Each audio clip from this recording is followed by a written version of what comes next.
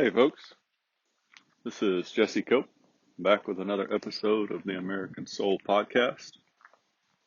Hope that y'all are doing well, wherever y'all are, and whatever part of the day you're in. I appreciate you joining me, giving me a little bit of your time. Appreciate y'all sharing the podcast and helping it continue to grow as it is. Very, very grateful and humbled by that, folks. And hope that y'all are getting something out of it. Hope that it's encouraging, although truthful at the same time. And we'll get going. We're going to take one of our little walks today. Actually going to put some water in the bird bath first, though. Dogs came over. We have a bird bath out in the yard, which the dogs think is their personal water bowl, I guess. When our three-legged wolf just walked up and leaned over the edge and looked in and looked so sad and dejected. So figured I better fill it up for him since it's starting to get so warm. At any rate, though, as I do this, we're going to go ahead and get into today, and it's really going to be pretty simple. I don't know how long or short it's going to be, but it's going to be pretty simple. And we're going to start off with a couple of Bible verses. And this comes out of Proverbs, which I'll just give you this little side note. Years ago, and I may have told this story, and if I have, I apologize, but years ago when I got a Bible given to me as a graduation present, I still got it, but it's just almost fallen apart. I don't read often the little bits and pieces that come with books, kind of the background information, and I should. I just happened to read through one day the little commentary, the preface to the book of Proverbs, and the editor said that one of the wisest men they had ever known, he sat down with him one day, and this was a Marine talking, happened to be a Marine that had edited this book, if I remember correctly. I think that's the case, or maybe the Marine he was talking to. It doesn't really matter. Anyway, said, "Hey, you've got to be just one of the wisest men I've ever met. You know, what do you do? What do you read? What do you go to?" And this gentleman said, I have always read one proverb a day. Said, I find it interesting that there's 31 proverbs in the book of Proverbs, and there's 31 days in our month. You know, at least that's the longest a month can go. And so every day, whatever day that is, that's the proverb I read. And I have tried to adhere to that off and on over the years. I hope humble enough to be too embarrassed to say that it really has made me a lot wiser, but it certainly hasn't made me any more simple. It's helped for sure, folks. And so I recommend it. So this is Proverbs 22, verse 3. I'm going to read you two different versions. The prudent see danger and take refuge, but the simple keep going and pay the penalty. That was from the NIV. And this is the New American Standard. A prudent person sees evil and hides himself, but the naive proceed and pay the penalty. Either way you want to look at this, the point is the wise people see danger and avoid it. I would argue you could say prepare, but simple people don't. And I've got to say that today, however you want to cut it, We are in America acting like the simple people. I'm going to read one paragraph out of the second book in the Churchill trilogy that I've been going back to quite frequently recently. And I'm going to talk about it just a little bit. And this is by Manchester again. Phenomenal book, folks, if you like biographies.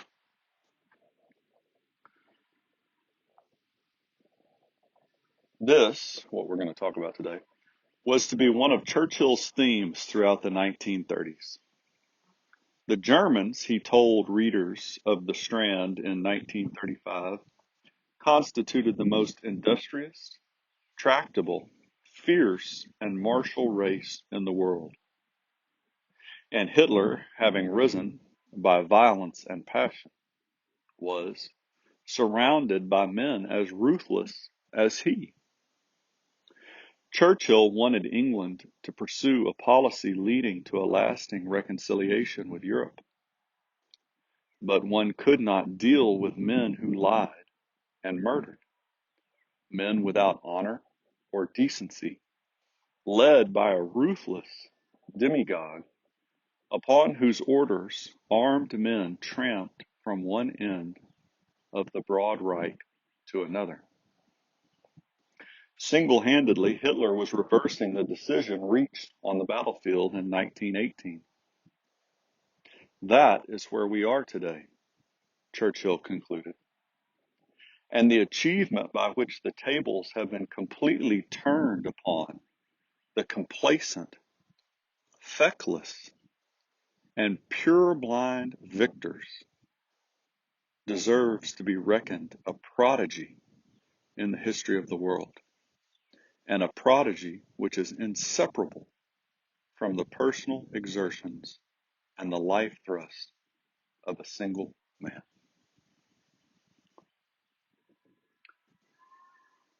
I would echo Churchill's comment. I will echo Churchill's comment. That is where we are today. We have been given a Christian nation unique in the history of all the world. A nation, as President Wilson said, that was born a Christian nation, as President Truman echoed in a letter to Pope Pius decades later, a idea that we were born a Christian nation, that our founders, when you look at their writings, the way they voted, the way they acted, without doubt, blessings untold given to us by God, His hand consistently shown in battles that we have won over centuries that we should not have won, times when our country should have fallen apart, from Washington crossing the Delaware to Lincoln and Grant being able to hold the Union together, to Guadalcanal, to Pearl Harbor, before that, to Midway, in between. All these times, we've seen God's hand when we should have lost and didn't. And we are turning our back on it.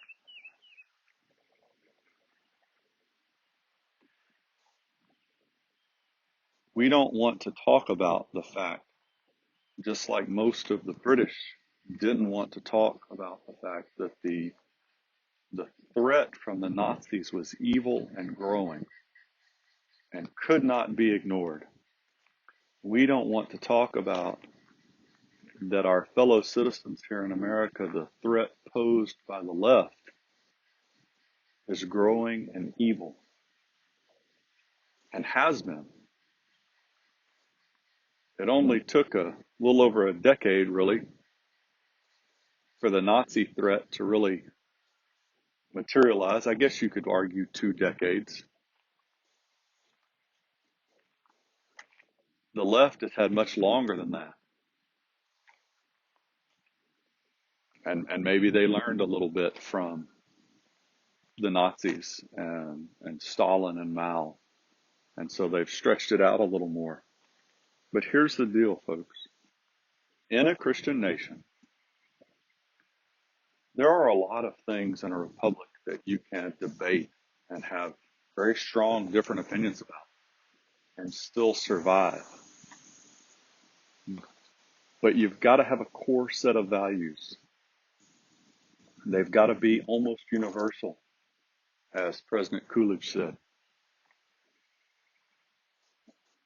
You can't have citizens that acknowledge that God is central to the foundation of America coexist with Americans that want to kick God out of every single institution and public policy matter.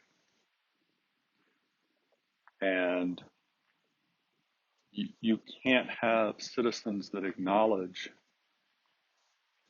that we have to have those principles of Christ acted on by our leaders, and citizens that want anyone who brings Christ into public life, whether it's public education across the country. There's a story just again recently of a teacher.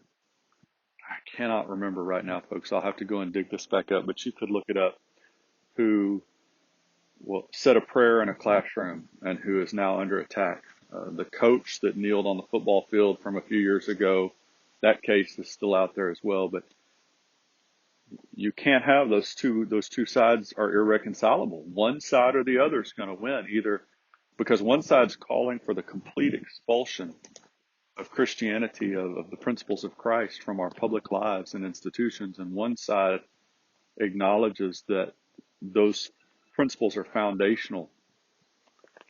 That's one issue.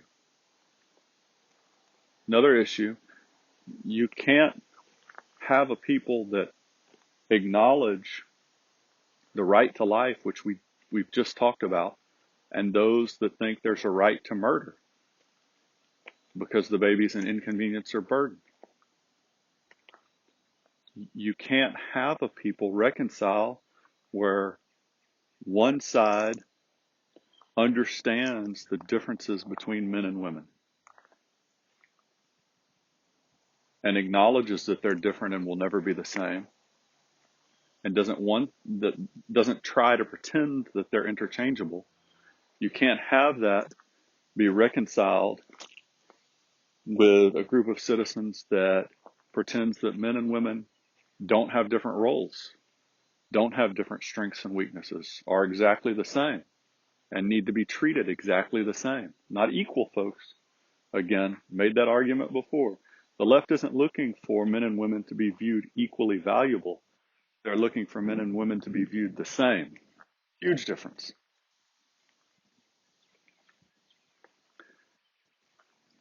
You can't deal with a group of people that hypocritically claims that everybody else is bigoted or that others are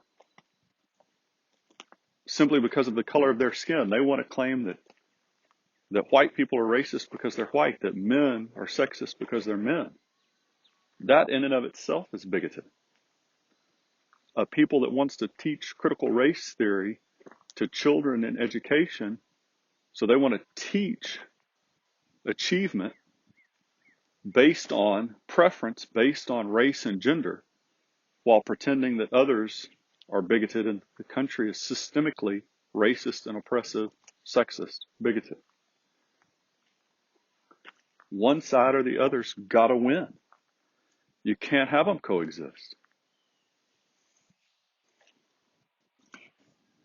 LGBTQ movement. You can't have people that say that marriage is a God-given institute defined as such, and then another side that says absolutely not. It's a man-made institute that can be whatever we say it is.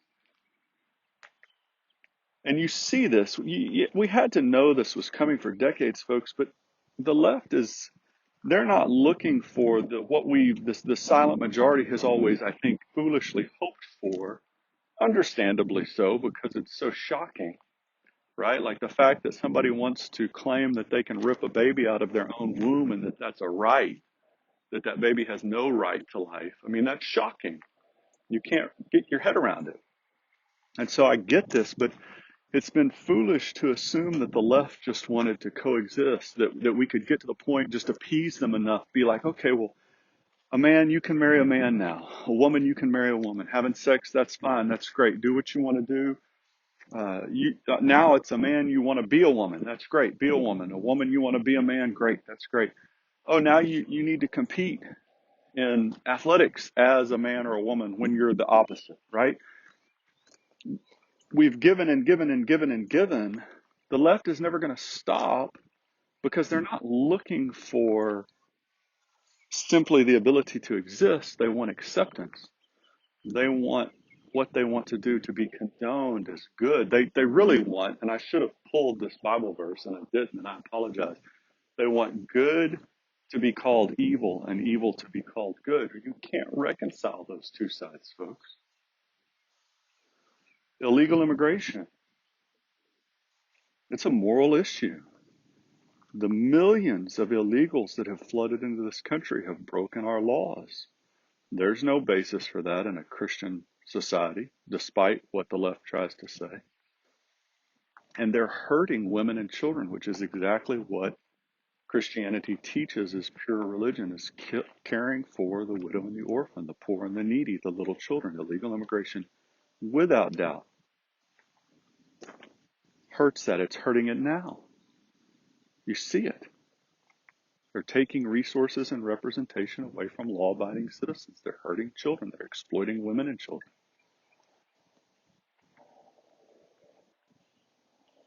Socialism and communism have slaughtered tens of millions of people. Those ideologies have allowed for the slaughter of tens of millions in the 20th century. You can't have a people that promote socialism and communism coexist with a people that promote liberty and freedom based on the Spirit of God.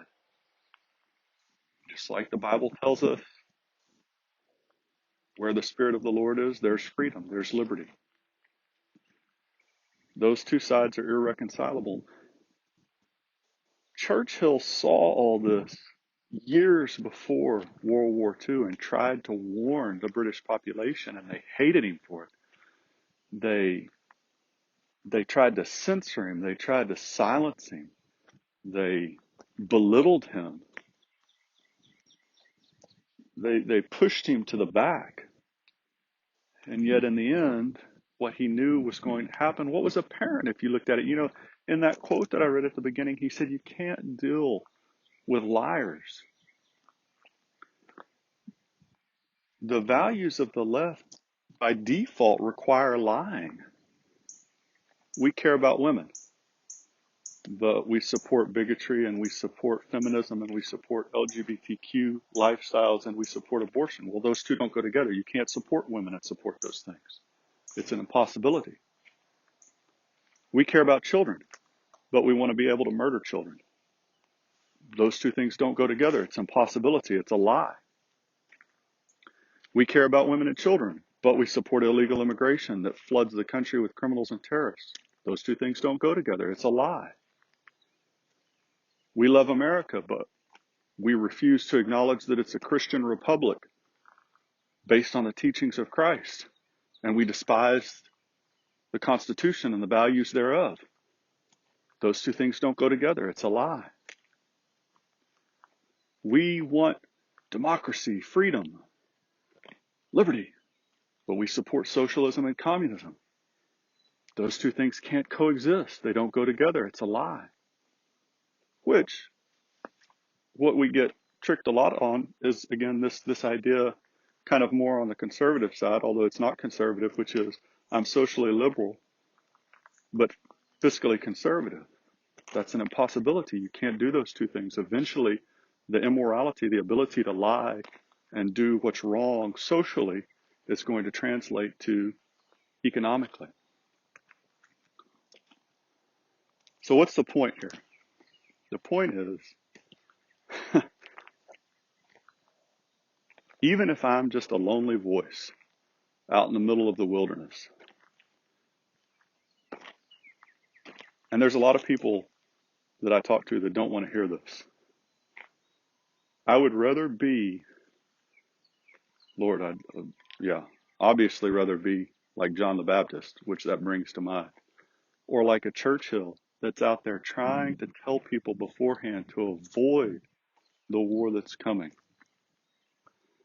You can't have two groups of citizenry in the United States of America that have such drastically different core values, and one side that not perfect, but one side that admits good is good and evil is evil, and another side that calls good evil and evil good. Those two sides they can't mesh.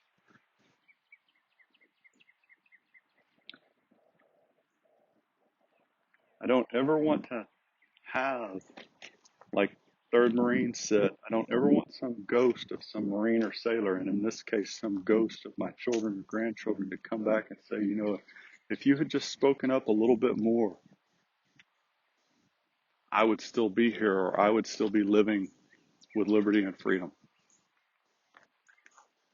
And I would just simply recommend, as much as you can, going back to the Patrick Henry quote, that when you have the chance to talk to people, if they're open and receptive at all, that you talk about these things, talk about the truth, talk about the historical quotes that we talk about so often here, and really focus on the priorities, folks.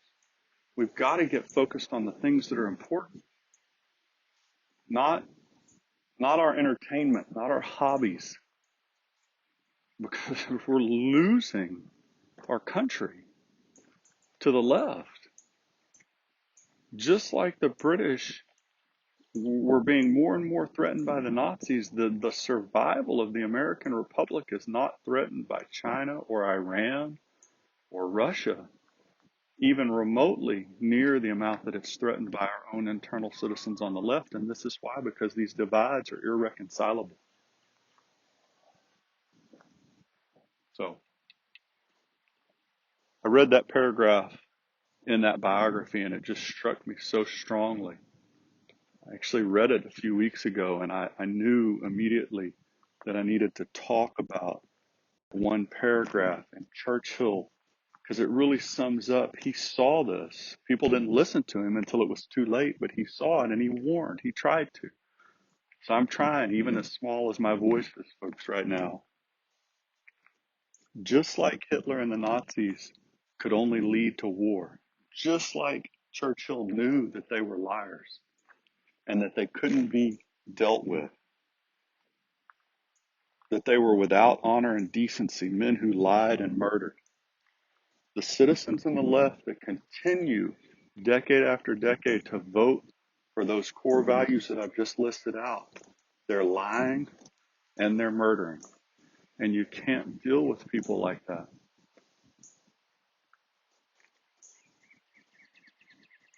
You can't deal with them, just like Churchill said. And the fact that we have become these pure-blind, complacent individuals, these lukewarm individuals, is, as Churchill said about his own people, is a prodigy in history. It's really impressive in a very bad way what the left has been able to do. And I'll leave you with that, because I took you for far longer than I intended to. And I will leave you with one thing that I stumbled across today, just a little bit of encouragement. The Ohio State motto, right? For those of y'all that think separation of church and state is anything other than a lie and a myth, the Ohio State motto is, with God, all things are possible. And that's absolutely true, folks. We can turn this thing around. 100% can turn it around. Whether it's before a fight or after the fight, just like the British and the Allies had to do, we can turn this around. We just got to look to God and trust Him, lean on Him, not our own understanding of things. God bless y'all. God bless your families. God bless America. Thank y'all so much for joining me. I look forward to it. We'll talk to you again real soon.